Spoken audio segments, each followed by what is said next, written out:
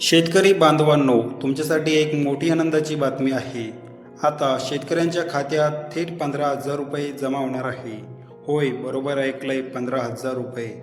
म्हणजेच आधी PM किसान योजनेतून मिळणारे 6,000 रुपये आणि त्यातच महाराष्ट्र सरकारने आणखी वाढ करून नमो शेतकरी महासन्मान निधीमध्ये मोठा बदल केला आहे.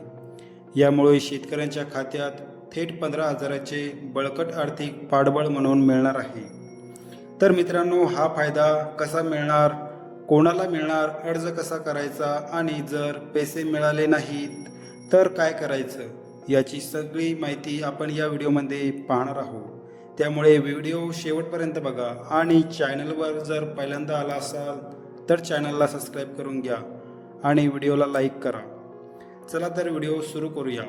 पूर्वी नमो शेतकरी महासन्मान निधी योजनेत शेतकऱ्यांच्या दरवर्षी 6,000 रुपये मिळायचे, पण आता सरकारने त्यात 3,000 रुपयांची वाढ केली आहे.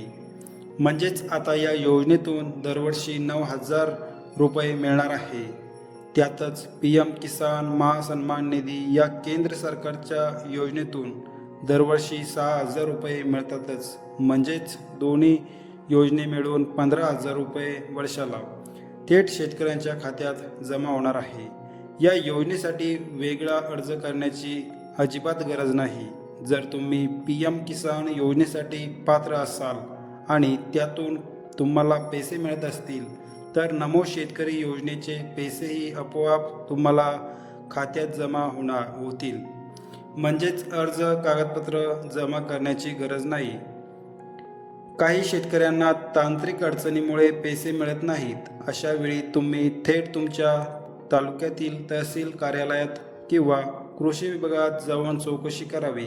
तिथे तुमच्या अर्जाची स्थिती तपासता येईल. गरज असेल तर योग्य कागदपत्रे पुन्हा सादर करून तुम्हाला पैसे मिळू शकतात. शेतकरी बांधवांनो, हा सरकारचा मोठा निर्णय तुमच्यासाठी खूप महत्त्वाचा आहे. दरवर्षी 15,000 रुपयाचा आर्थिक सहाय्य तुम्हाला मिळणार आहे. शेतकऱ्यांसाठी लागणारा खर्च भागवण्यास मदत होईल.